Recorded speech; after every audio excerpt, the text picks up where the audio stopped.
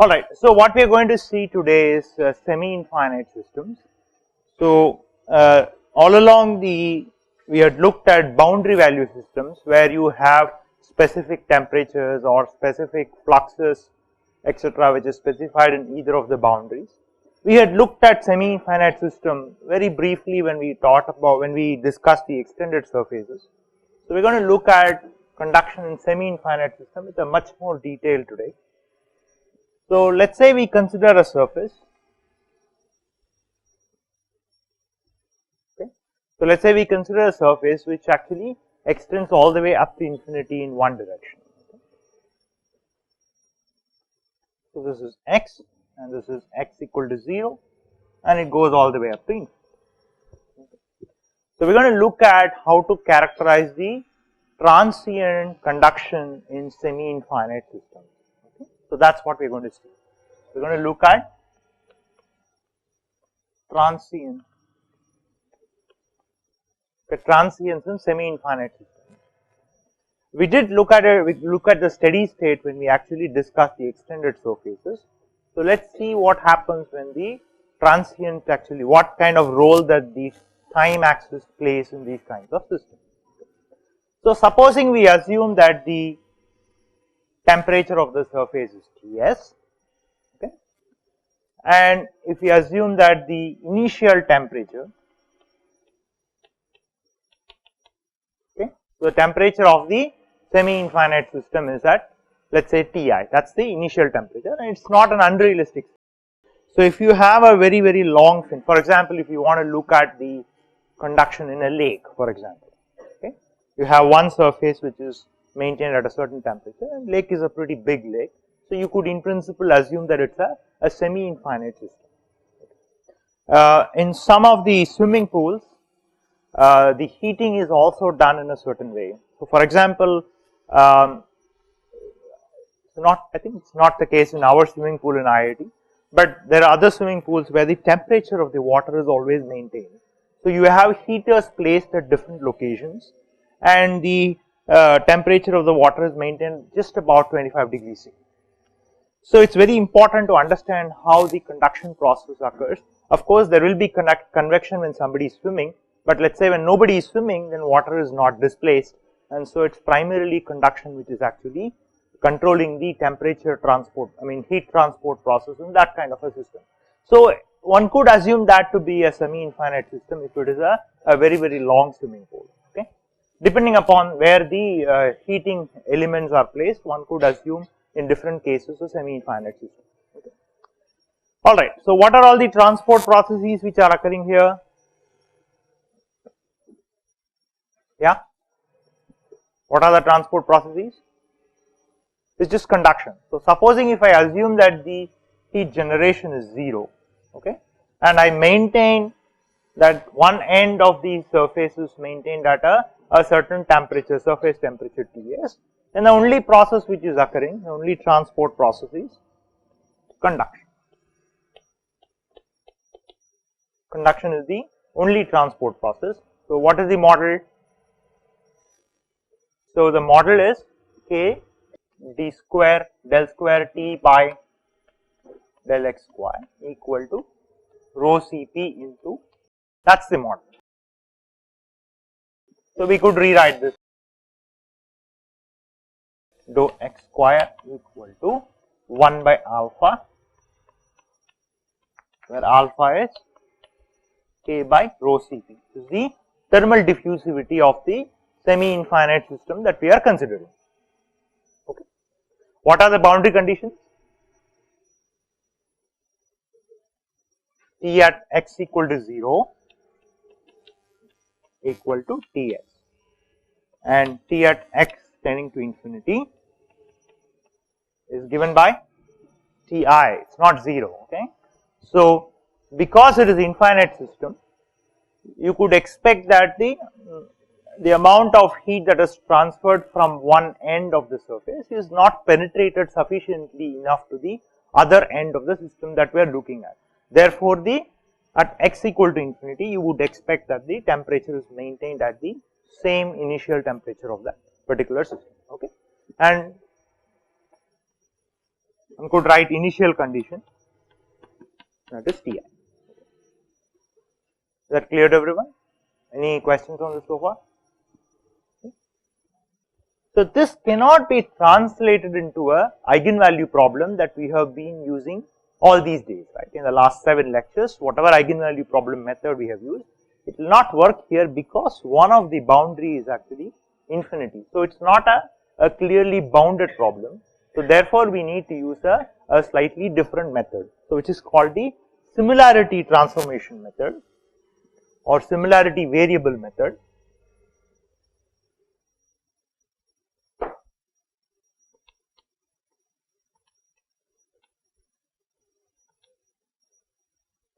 In fact, I am not going to give you what are the details of the similarity. So those who are interested in the math, you should actually read this paper. Actually quite a very well presented general similarity solution of the equation.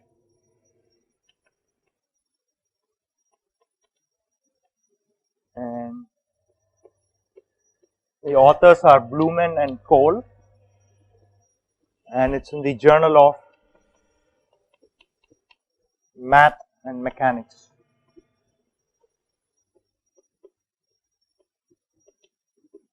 It's in volume 18, published in 1969. So that sort of provides a very general framework of how similarity solution has to be obtained for these kinds of heat equations in many different coordinate systems. It's a very, very general method on how to use similarity variable for different kinds. In fact, it also briefly tells you about how to find the similarity variable. So this is as this is not a math course, I am not going to discuss in detail as to how to get the similarity variable, but I'll assume that this is the similarity variable, and in fact there is, one could use an intuitive argument as to why that should be the similarity variable. Okay. So for example, we said that when x tends to infinity, okay, the solution is maintained, the temperature at that location is maintained at the initial temperature itself, which is the same temperature at t equal to 0.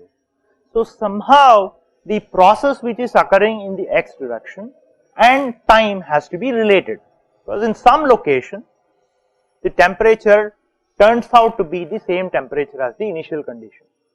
So this is the reason for attempting to relate the processes which are occurring in x dimension and the time coordinates.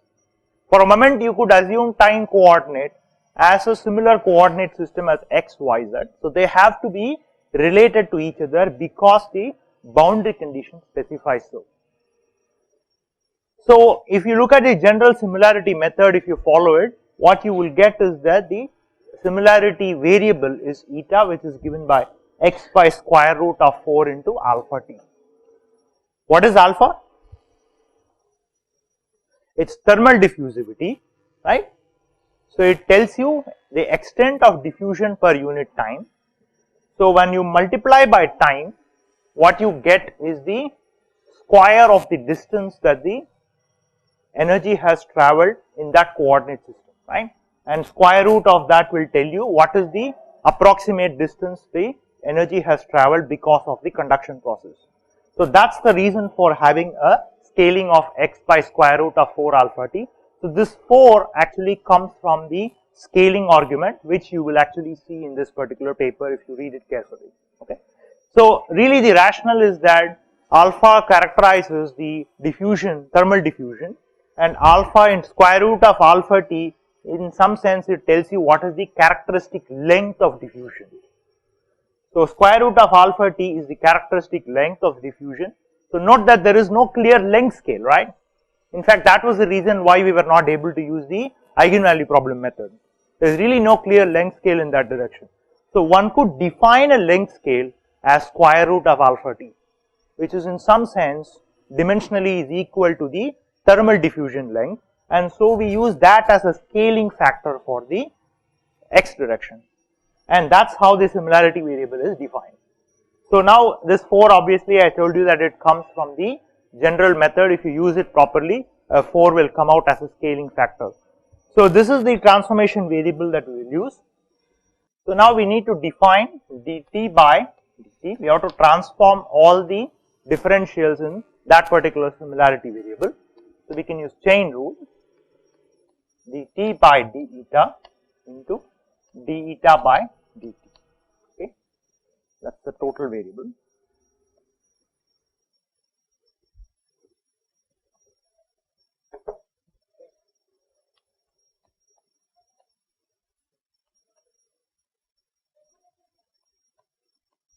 What is dou eta by dou t?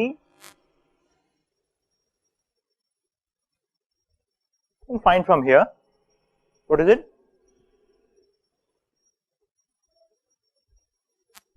Minus dou eta by dou t is minus 1 by 2 4 alpha into x divided by 4 alpha t square root of 4 alpha t, right. So that will be minus x by 2 t square root of 4 alpha t. So that's the first derivative. So that will be minus 1 by 2 x by t into 1 by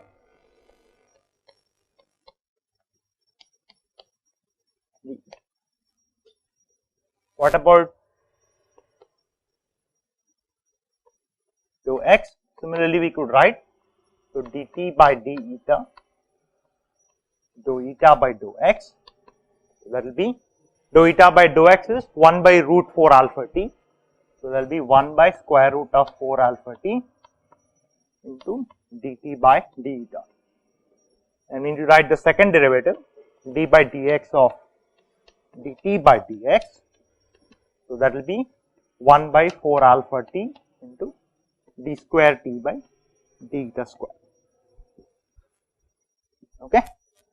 So now we have found the derivatives in terms of our new variable.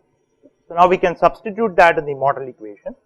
So that will be 1 by 4 alpha t into d square t by d eta square, that's equal to 1 by alpha into minus 2x by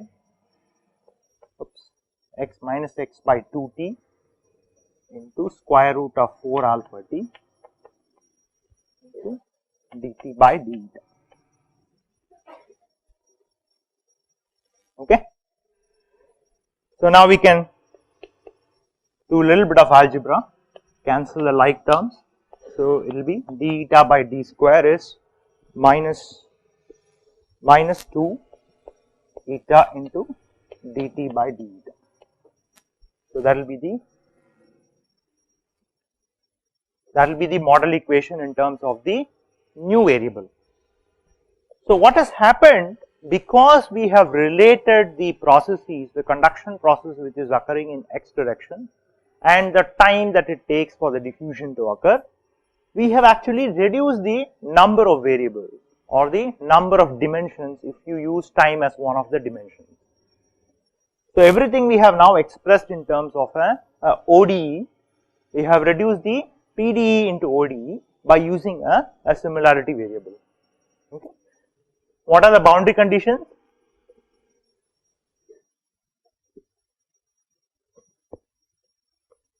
T at x equal to 0 comma any time is Ts. What does it translate into our new variable? X equal to 0 is eta equal to 0, right? So remember the transformation variable is x by square root of 4 alpha t. So t at eta equal to 0 is Ts.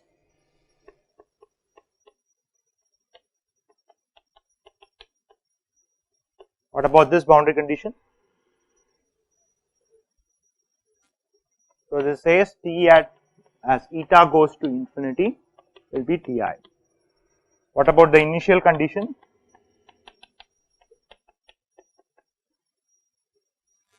It's the same, because when you put t is 0, eta goes to infinity, right? So that will be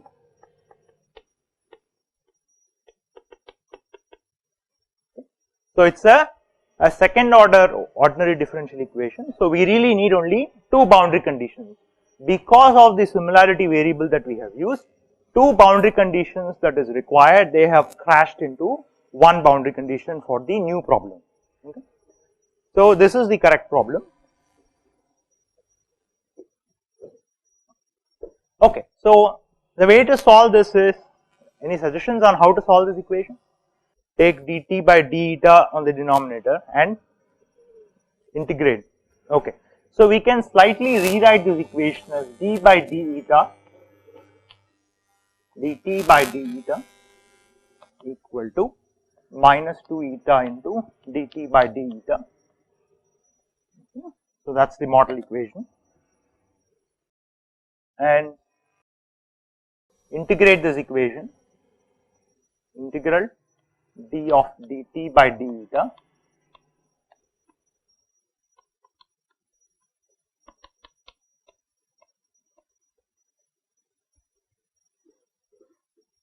okay. So, that is the model equation, and so that will be ln dt by d eta equal to minus eta square plus a constant C1, okay.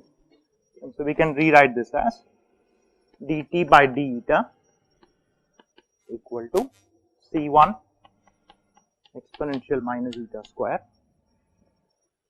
So, I just assume that the constant is some logarithmic form, and so we can simply write this as C1 into exponential of minus eta square.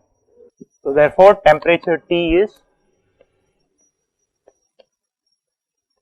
0 to eta C1 exponential minus eta square plus some other constant C2. So, that will be T equal to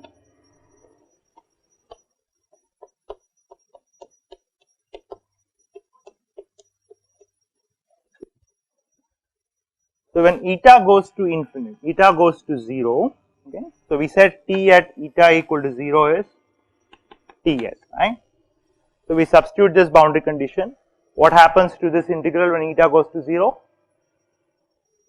It is 0, right. So, therefore, from here we find that C2 equal to Ts.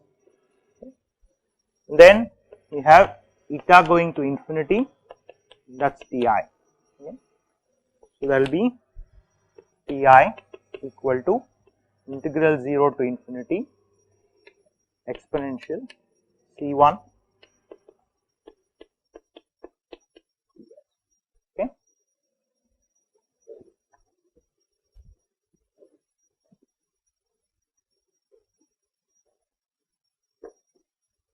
So, from here we find C1 is T1 minus Ts divided by integral 0 to infinity, oh, I called it Ti, Ti minus T in Ts integral,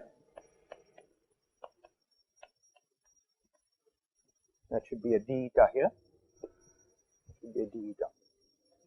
So, the solution is Ti minus Ts into integral 0 to eta exponential of minus eta square d eta divided by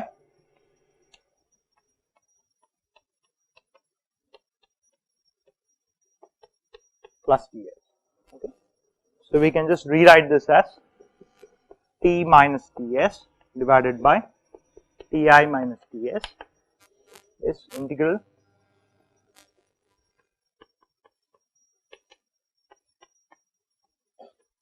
divided by